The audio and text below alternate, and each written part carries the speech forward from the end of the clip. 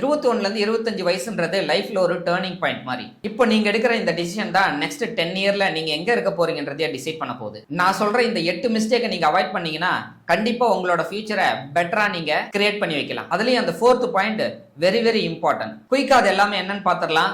This is rate right channel. நான் உங்க ஜவஹர். வாங்க வீடியோக்குள்ள போகலாம். The first thing, comparison trap. இந்த சோஷியல் மீடியால பார்த்துட்டு ஃப்ரெண்ட்ஸோட கம்பேர் பண்ணி அவங்க ட்ரிப் போறாங்க, அவங்க கார் வாங்கிட்டாங்க, அவங்க லைஃப்ல சக்சஸ்ஃபுல் ஆயிட்டாங்க அப்படின்னு சொல்லி உங்களை நீங்களே ரொம்ப டிமோட்டிவேட் பண்ணிட்டு இருக்கீங்களா அப்படின்னு அதை இமீடியட்டா ஸ்டாப் பண்ணிடுங்க.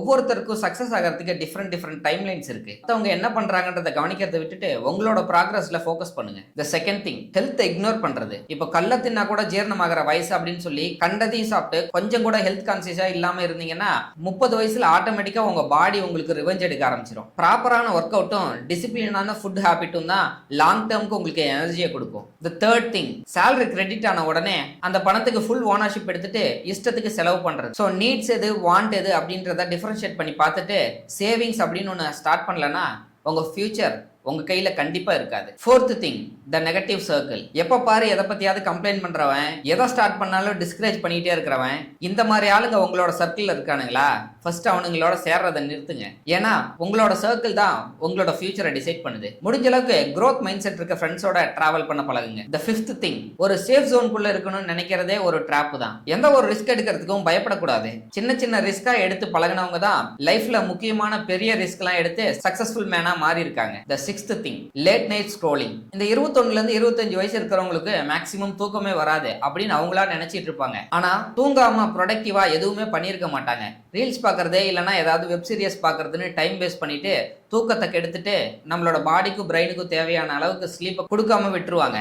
இதோட எஃபெக்டிவ் எந்த ஒரு விஷயத்தையும் ஸ்டார்ட் பண்ண முடியாம ஒரு லேசினஸ் ஆகும், எதையுமே சரியா ஃபோக்கஸ் பண்ண முடியாத லோ ஃபோக்கஸ் பர்சனாவும் மாறிடுவாங்க. த செவன்த் திங், காலேஜை முடிச்சுட்டு ஃப்ரெஷ்ஷா வெளியே வரும்போது காலேஜில் நான் நிறைய சர்டிஃபிகேட் வாங்கியிருக்கேன், ஸோ எனக்கு எல்லாமே தெரியும் அப்படின்ற மைண்ட் செட்ல தான் வெளியே வந்திருப்பீங்க. எஜுகேஷன் சிஸ்டம் வேற ரியாலிட்டி வேற அப்படின்றத நிமிர்ந்து நில் படத்துல ஜெயம் ரவி ஒரே நாள்ல கத்துக்கிறாரோ அதே மாதிரியே நீங்களும் 1-2 நாள்ல கத்துப்பீங்க.